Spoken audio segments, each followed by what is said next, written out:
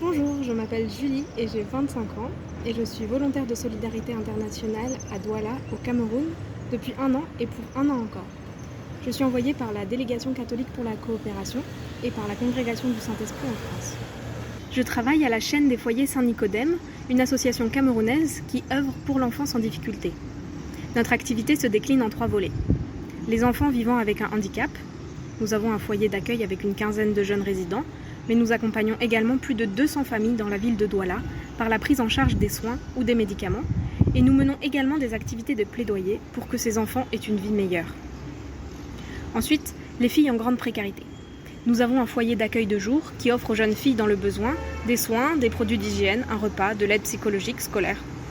Et nous avons également un centre de formation en couture et coiffure qui permet à des jeunes filles en décrochage scolaire et en rupture familiale d'accéder à une formation de qualité à moindre coût. Enfin, nous nous occupons des garçons en grande précarité. Nous avons un service d'accueil éducatif en milieu ouvert qui fait des maraudes dans la ville de Douala pour repérer les enfants en situation de rue, les sensibiliser aux dangers de la rue et leur proposer de venir dans notre foyer de stabilisation et de scolarisation. Ce foyer accueille une trentaine de jeunes en situation de rue, des orphelins, des enfants déplacés internes, victimes de la guerre du Nozo. L'idée est de leur offrir un cadre de vie propice à leur épanouissement et de préparer leur réinsertion socio-économique.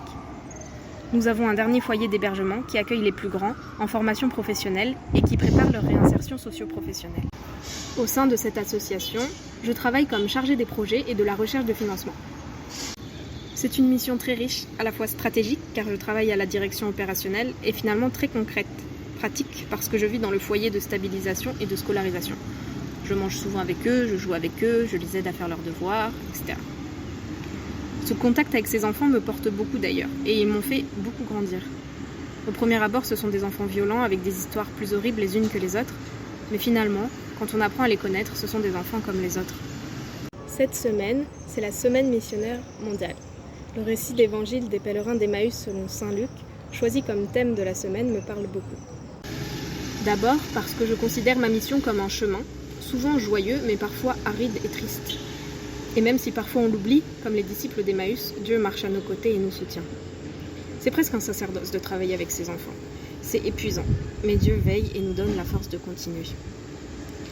Ensuite, comme Dieu ouvre les yeux des disciples, cette mission de volontariat me fait ouvrir les yeux sur le monde.